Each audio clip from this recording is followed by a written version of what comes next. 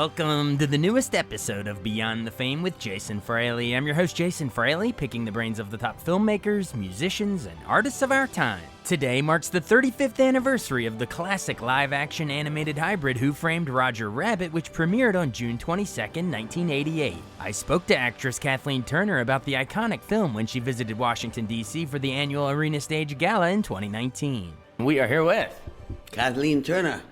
You recognize that voice anywhere. She'll be coming to the Arena Stage Gala, the annual event. Thanks so much for joining us. It's a pleasure, always. Let's talk about the reason we're here for the gala. So what exactly do we have planned? Is it I hear it's like a little bit of a cabaret you've been working on? Yes. I'm in the entertainment at the gala, which is, of course, to celebrate and raise money for the Arena Stage creative productions and community engagement that they do throughout this area. I last year, about this time, I put together a cabaret. It was a full evening of theater. I took it to the West End in London, and then brought it back to New York to the Cafe Carlyle. And then Molly Smith, the artistic director here, who I absolutely adore. Who's awesome. Yes, altogether awesome. Yeah. Asked me if I could do a version for the gala, and I said, yes, I'm sure I can. Now, what snippets are as part of the cabaret? What songs we sing? Well, I think of myself mostly as a storyteller. And so the songs help to illustrate or kind of are close-ups of the stories, yeah? Okay. So I talk about growing up in South America, and I sing a song in Spanish and then in English, and I talk about the career and being on the road and the exhilaration and then the weariness of it. And I sing Every Place I Hang My Hat Is Home, and that goes into Sweet Kentucky Ham, and then the music of Michel Legrand. I cannot resist. Who just passed away, right? Yes, we just lost him.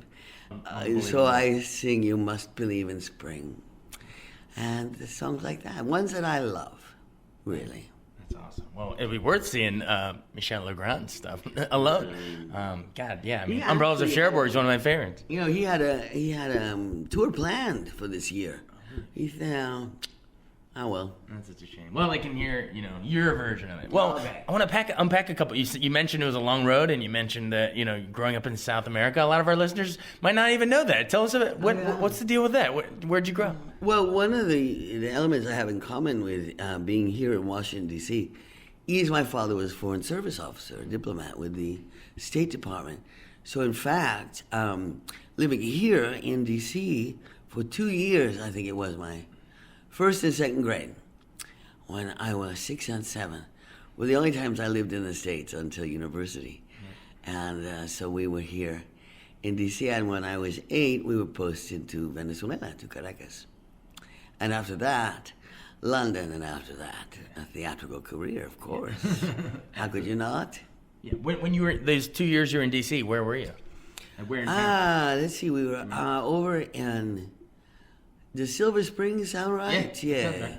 Yeah, on the other side of Chevy Chase, yeah? Gotcha, yeah. Okay. Okay, you got it. And then you eventually, you mentioned you bounced all around, and then you came back around. Didn't you have a local connection at UMBC as well? Didn't you study theater there for a little bit? I took my last year of college at UMBC under Herbert Blau. He saw me on stage in St. Louis doing The House of Blue Leaves, and asked me if I would come work with his company. He was taking over the department at UMBC. I said, of course. Packed my car and drove to Baltimore. That's so great. And then, speaking of packing your car, after UMBC, what was that first play that took you up to Broadway? Oh, Gemini. Danny Aiello. Danny Aiello. Yes, that was my first. I was doing, it was a little bit of the usual route, except for it was compressed so much. Yeah. That after 6 months I was doing off Broadway at Soho Rep, and then after 9 months I guess I got a soap opera, The Doctors, and then at 11 months I got Gemini on Broadway. So I was showing up at NBC at 7 o'clock in the morning to shoot the soap opera, and then going over to the theater at 7 to do the play. But it was lots of running around back then. Oh, but you're 22, you can do it, And then how does Body Heat come around? Because I know Kasdan, he had written Raiders of the Lost Ark and Empire Strikes Back for Lucas and Spielberg, but this was his directorial debut, right? Yes, it was. Yeah. Okay. How did that role come about? Did you fly out to L.A. audition? Or did you come to New York? I couldn't. No, he did come to New York, and the gentleman casting the film in New York thought it was a waste of time to allow me to audition for him because I had no film experience, no film credit. So then I went out to L.A. to audition for another film, and a woman, Wally Nacita, was casting the film out there. And she said, "Oh, no, get your butt in here." And once I read for Larry, he had me come back the next day. And the day after that, they decided to do a screen test with Bill. And then it just kept going. That's so great. You mentioned William Hurt, man. That scene where he throws a chair through the window and breaks in, the big scene. Oh, yeah. How do you... It almost looked like you don't expect it coming, but I assume it's not improv. It's probably in the script. But talk about just shooting that scene and just keeping the surprise on your face. You wouldn't believe what that scene took because, in fact, it was one of the first uses of a Steadicam, which now, of course, we use all the time. But it had to be a night shoot, obviously, And in the scene, Bill, I close the front door on him, and then he steps back, and then he walks to one side of the door to look through the library toward the front hall, and then he crosses, he looks through the front door again, then he crosses and he looks through the other, which is where he eventually picks up the chair. Well, the camera kept breaking down all night long. Just early Steadicam. All night long. Yeah. All night long. And finally, our frustrations are sky high. Finally, it works through the whole back and forth. And he picks up the chair and he smashes the window and he starts in. And Larry yelled, "Cop, there's too much light, the sun's coming up." Oh my gosh. So we had to pick it up there the next night. Oh my gosh. It was crazy. So some of the passion in that scene is actually anger and fury over the intensity. Believe this. Well, I mean, it's a classic. I mean, people always compare it to, Double Indemnity. I mean, had you seen it before, that movie before you shot? Because very similar plots, but they say this what the neo-noir, tonally. It was a tribute to noir. Yeah, I think it was because Larry Kasdan loves that style of filmmaking. Yeah. What do people come up? Glenn Close came to town, and she had a laugh about how many people come up to her about Fatal Attraction. And what is it like? Do people come up and say like, "You're that monster from that movie"? Well, no, most people they love the Michael Douglas films. All Romancing and Jewel of the Nile and War of the Roses. And the three of us, Michael and Danny DeVito and I, just always had such a great time together. And I think that always shows. In fact, I just went out to L.A. and played. He's doing this series, the Kominsky Method. Oh, yeah. Just won a couple of Globes, I think, yeah.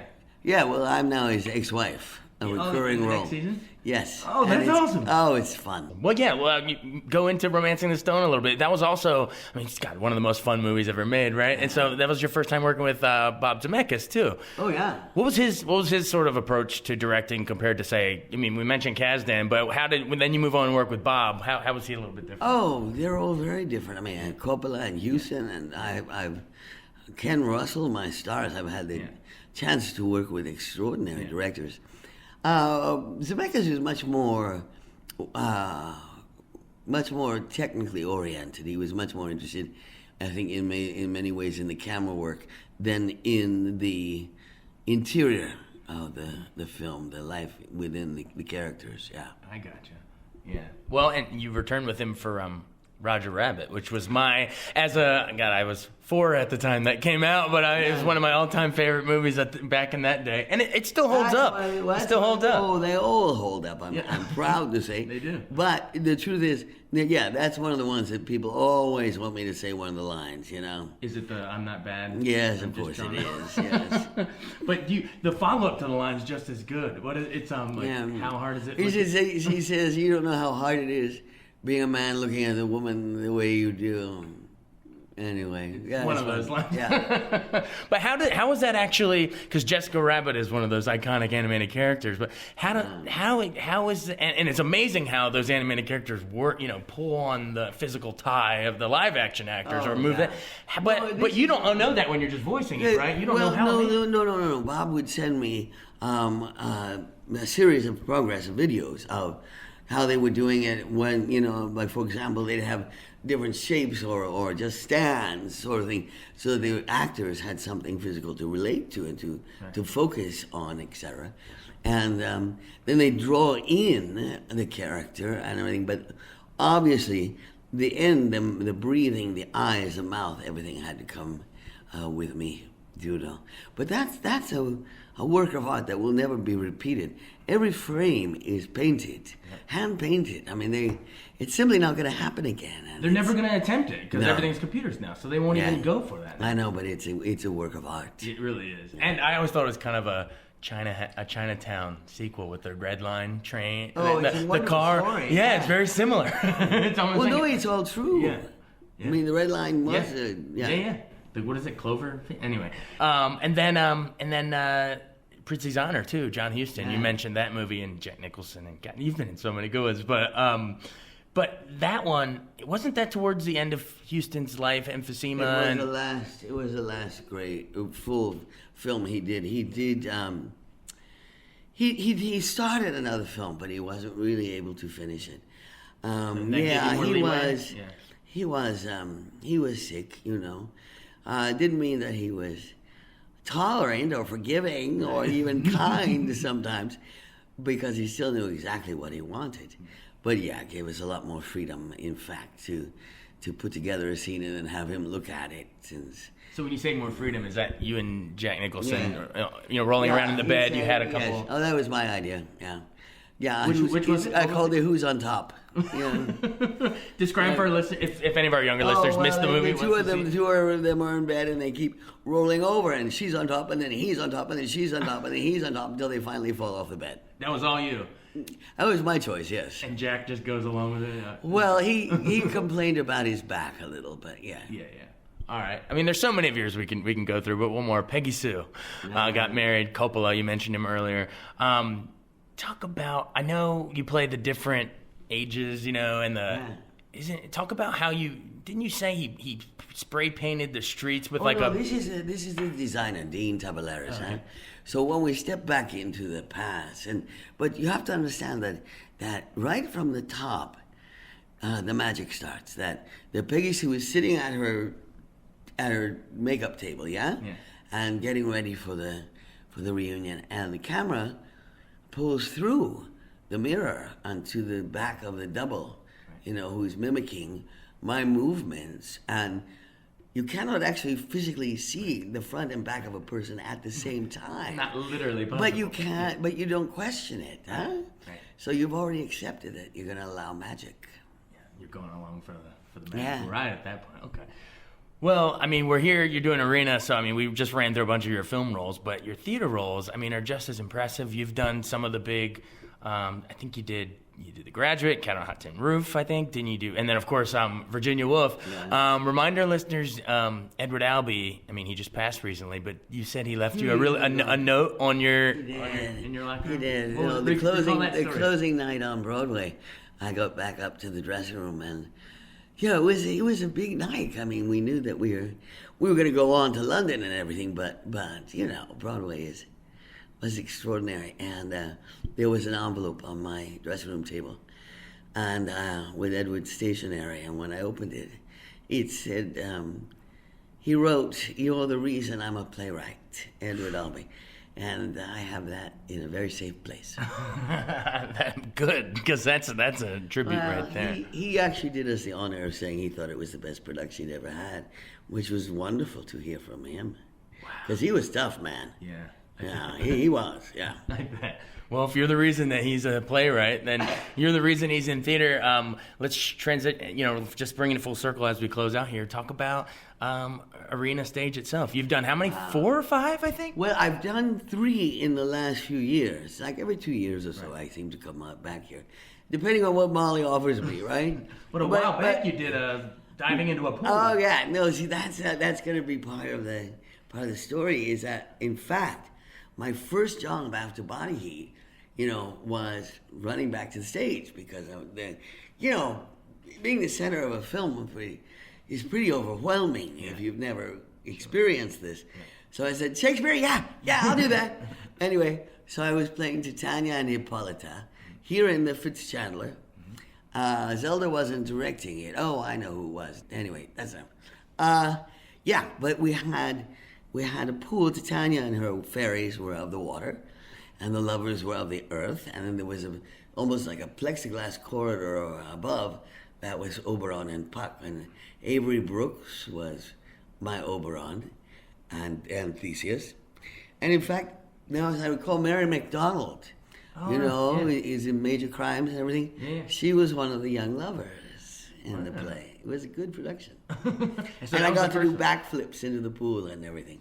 That's so cool. I love that. So that's so ironic. You said they almost didn't cast you in Body Heat because you didn't have any. You only had theater roles, and then after it's over, you say, "I'm going back to the theater." Oh, yeah. All right. Oh, you bet. Yeah. So and so that was the first of. So which other ones? Mother Courage. Oh well, the Red Hot Patriot, the kick-ass wit of Molly Ivins, which I still do because I just love it so much, and because it's still pertinent. Yeah. I mean, the woman wrote this. Oh well, she died about 10 years ago, and everything she said then still applies, which is rather sad, in truth, but it's worth being reminded of. Yeah. And then Mother Courage here, and then a couple of years ago, The Year of Magical Thinking, the Joan Didion piece. Yeah. How was that received by the crowds here? Well, it was in the cradle, in the Koger, and it's tough. It's a tough piece. It's about, grief and the loss and how do you continue living and how do you make sense of it. And in fact, that was why I wanted to do it originally, was because I just lost my mother. And like Joan Didion, I was looking for a way to deal with it. And I found her play, and the two met together. Kind of work it out your own. Yeah, we'll see what Molly Smith offers me next.